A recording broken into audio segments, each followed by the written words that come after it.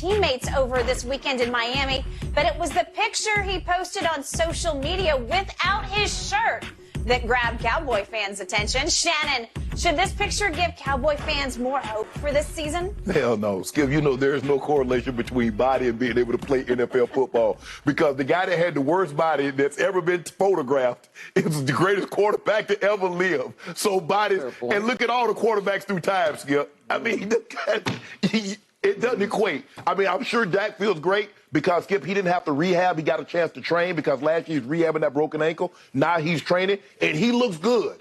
But don't think because a quarterback looks good, it's going to equate to how well he's going to play. You know, you could actually play the Super Bowl on those chiseled abs of his, right? Look at that. Look at that.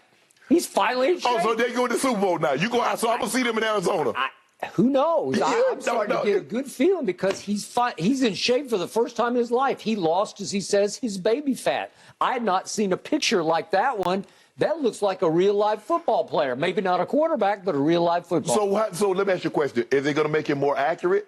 Is it going to? So I'm just going to tell you. Is it going to make him more confident? Yes. Is it going to make him more durable? I hope so. I think him taking the shirt off around his girlfriend, I think he had confidence to begin with. I don't think he gained any more confidence from having abs. I mean, maybe it shows that he's more disciplined into his diet and that he stuck to the course of action. But that's Skip, you know good.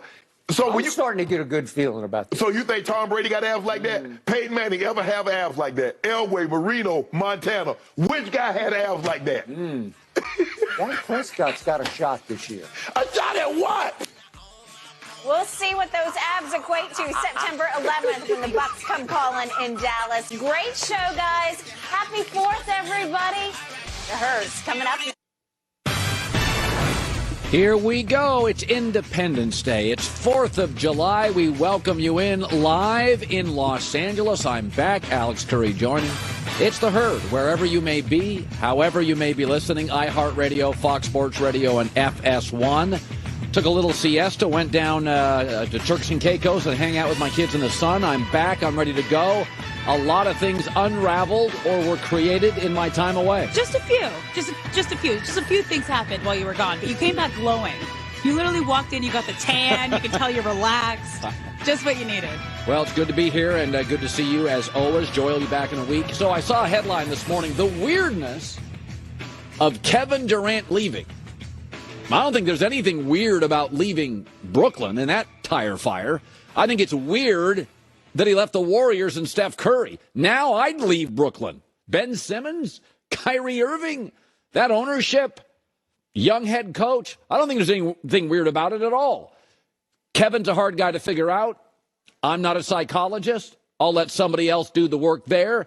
But he's a superstar, and in the NBA, superstars make demands, and they get their way all the time. And so he's going to get traded. Of course, we all know the best place to go. I mean, in terms of the best team where you'd win the most games, it's Golden State, the champs. They won before him. They won with him. They won after him. That's the best place to go. They have the most assets easily. They could make a deal this morning. James Wiseman, Andrew Wiggins, Jordan Poole, guard, wing, big. And the Nets would be off and running and fun to watch. They could rebuild their team one way, one deal. That's it. Phoenix and Miami can't make that deal. But KD left Steph Curry. Never felt loved. Could he go back? I would. I said this with Baker Mayfield. I'll say it with Kevin Durant. Winning solves virtually everything. Winning in sports is like money to a lot of people. If I told you your commute was going to be 2 times longer, but you could make 3 times as much, most of you would suck it up and do it. You win in sports, Baker Mayfield going back to Cleveland or Kevin Durant going back to Golden State. The laughs are longer. The snide comments go away. It's more fun. It's a lot of plane trips. It's a lot more fun with trophies in your hand making those plane flights. Kevin's looking for the perfect place to land. It doesn't exist. Oh, wait, it does. Golden State, owner, GM. He was there before. Familiarity, winning, culture, Steph Curry. It's the perfect spot. But I don't think he'd go because he's prickly and he's sensitive and he'd get pushback. All public figures get pushback. It's called social media. But Kevin's more sensitive to it. Would Golden State take him? Well, Marcus Thompson, The person I trust most covering the Warriors says Golden State has contacted Draymond Green, Steph Curry, and Klay Thompson. They're in the loop, and they've been told KD's a possibility. I would do it if it was a steal. Wiseman for Wiggins, Wiggins for KD. I would do it tomorrow. This one, Stallions' Bo Scarborough, unbothered by a defender. He rumbles towards the end zone for the first ever USFL championship touchdown. Bo Scarborough had a big night last night. 13 carries for $135, had another 70-yard run. Skip, I thought he would have more success in the NFL. A draftee by your Cowboys. For whatever reason, he might get another opportunity. Derrick Henry-esque last night, yes. And then they went away from him, and it made the game a little closer. I thought he could have dominated. I thought he could have had 250. I thought so, too.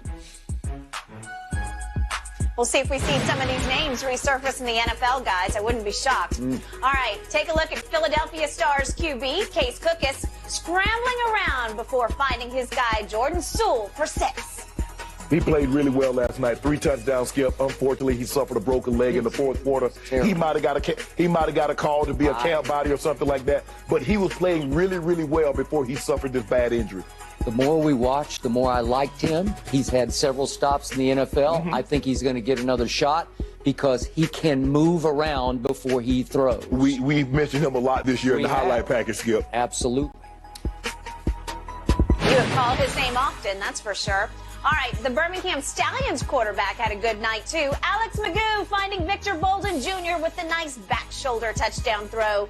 Bolden Jr. goes on to be named the game's MVP. That was a great throw, great catch, back shoulder, kind of a lot of the Rams, but to the other side, Cooper Kupp against Eli Apple. Yep. Big time throw, big time catch with the money on the line, hit the gritty at the end, and he was the MVP. And Magoo was in for Jamar Smith, who had cramps or something. He was on the bicycle the second half, a la Jay Cutler, right? And all of a sudden, Bolden emerges as the man. And he was once a draft pick, a 7th rounder, like somebody across the table from me. And I think he lit up this. He was all USFL. I think he will get another shot. I think so, too. Some of these guys, I mean, it's going to be a lot of wear and tear on your body, Skip, but you know what? For another crack at the NFL, you suck it up. Absolutely. You're a mutter in that situation. All right, guys, take a look at this one. The first ever USFL championship secured right here. Birmingham Stallions linebacker Scooby Wright. He iced the game with a pick 6.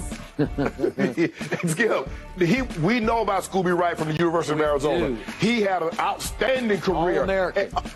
Everything coming out. And we just knew that he was going to parlay that. Maybe he'd be Teddy Bruschi, who was from his school. Good analogy. And I was like, but hey, he made the play, saved the game, and that was an outstanding performance last night by Scooby. So I always liked KJ Costello when he was at Stanford, and then he wound up at Mississippi State, and he once threw for 623 yards against LSU when he was at Mississippi State. Right.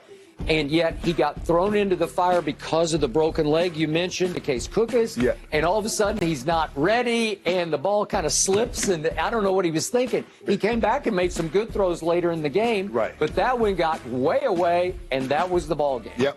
In 2014, he won the Big Nerd Award. Scooby Wright did as the nation's best college player. Yeah. It ended up being a really fun game to watch, and it was a great year for the USFL. See you again next year, guys. And indeed it was. Kudos to everybody behind the scenes as well, including my broadcast partner, Daryl Johnson. All right, to the NFL, guys. We're in July, but Baker Mayfield remains on the Browns roster. RG3 said on the Rich Eisen show, quote, the Browns should offer the olive branch to Baker. Ask him to stay if Deshaun Watson gets suspended for a significant amount of time. Mike Florio listing 11 teams, including the Browns, that should consider Baker Mayfield as a viable option at quarterback. Man, this is so messy. Shannon, can you see Baker playing for the Browns this season in any scenario? Hell no. Skip, I don't know if olives grow on trees or vines, but whatever it is, Baker going to cut it down. But I don't think Baker wants any parts of the Browns because he feels they publicly humiliated him. They've embarrassed him about how they handled the situation, Skip. They could have told Baker, and you know, they said, well, we're going to tell Baker. Well, no, you can't tell him. After you're going down there to meet Deshaun Watson or the moment of, do that a couple of days. You know, okay, you've already set it up with a Deshaun Watson representative. Now is the time before it starts to snow, because Skip, it's going to get out. Baker doesn't need to hear it from the media. He needed to hear it from, who is it, Barry? I think that's who's in charge. I don't know who's in charge now, Skip. But he needs to hear it from you. Yep. And not Mary Kay Cabot. And not these reporters from Cleveland or these national reporters that came out of the Texans, yeah. From the Houston media because Deshaun's team was leaking it. Go ahead. So that's why you go ahead and tell him and get in front of it. Yeah. And then all the other things, we want an adult. Skip, I mean, did they not think Baker heard that? Did they not think Baker read that? I don't think Baker wants any parts of this. He doesn't want to do anything that would help the Cleveland Browns because he can't help himself, Skip, because guess why? I'm going to get $19 million no matter what y'all do. Y'all can trade me, y'all can cut me, but I'm going to pocket $19 million this year. So I don't see a situation where Baker is back. Now, we don't know how the length of time. I mean, you hear varying stories that the NFL didn't provide the judge with any more corroborating evidence that Deshaun Watson did this and that. So what we thought might be a year might be 6 games, might be 8 games, might be 10. So there's a chance that Deshaun Watson might not be gone for the entirety of the season. I don't think Baker wants any parts of it. I know, as a matter of fact, I know he doesn't want any parts of it. He wants to do Cleveland no favors. Baker says no deal. And once again, I was ahead of this curve because I've told you again and again, sitting in this chair way ahead of us going on vacation last week, that I believe the best alternative right here, right now, for both parties involved, the most beneficial partnership would be for Baker to play one more year for the Cleveland Browns, because it has come clear to me that I'm pretty sure Deshaun is not going to be allowed to play next year. I'm not so sure anymore, Skip. I was thinking, I was on your side, thinking it was going to be a year. I'm not so sure anymore. Now, okay, I need to know that first. That's going to be the first piece to this puzzle, the first domino to fall. Right. Is Deshaun gone for only 8 games or 12 games or 17 games? I need to know that. But if it is all 17, which I think it has a chance of. Yes, absolutely. Okay. If it's all 17, then what better situation for Baker to reprove himself, because clearly tore his labrum, fractured his shoulder in game 2 last year, and he was horrible. I'm the first to say, and you said he shouldn't have played at all. No, he should not have. But he put the bad tape out there. He's got to live with the bad tape. He's got to live with what he didn't do last year. So why would you wind up with Carolina? They're going to be the worst team in the league. Mike Sando and the Athletic said this is the worst place for Baker because it's a disaster waiting to happen. The plug's going to get pulled on the whole franchise by the owner. Baker doesn't want to get caught in the middle of that. What about Seattle? They got 2 nice receivers, right, nice little running game. Okay, but who's better right now? Let's just do on paper. Seattle or Cleveland? Well, clearly Cleveland's better. So why wouldn't it benefit Baker? And again, Mike Florio says that the only way to mend fences would be for the Browns to offer him more money. Thank you. And an unimpeded path to the open market in 2023. Right. So if they sweetened his pot a little bit up off the 19, gave him, I don't know, $5 million more. I don't know what their cap situation is exactly, but they're not paying Deshaun in the first year because they knew he might not be there in the first year, Correct. right? Yes. So they were protecting him from losing salary. Right. They're paying him very little salary compared to the 230 that he's going to get totally guaranteed. So the point is, if you